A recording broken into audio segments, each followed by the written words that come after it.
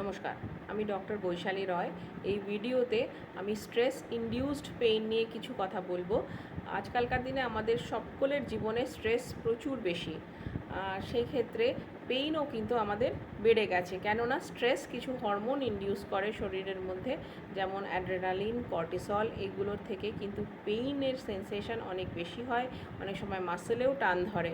হ্যাঁ, এইটাকে তো বেশি হলে আপনাকে ডক্টর কনসালটেশন করতেই হবে, কিন্তু রেগুলার বেসিসে একটা চেকে রাখার জন্য কিছু কিছু কাজ করা যেতে পারে, যেটা এই ধরনের পেইনকে একটু কমাবে।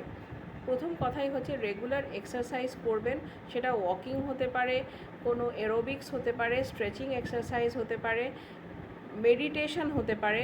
এইগুলো কিন্তু আপনাকে অনেকটা ক্ষেত্রেই এই যে সমস্যা, এটা থেকে রেহাই দেবে। এছাড়াও একটা গুড স্লিপের কিন্তু দরকার আছে, অন্তত 7 থেকে 7.5 ঘন্টা রাত্রে ঘুমোতেই হবে।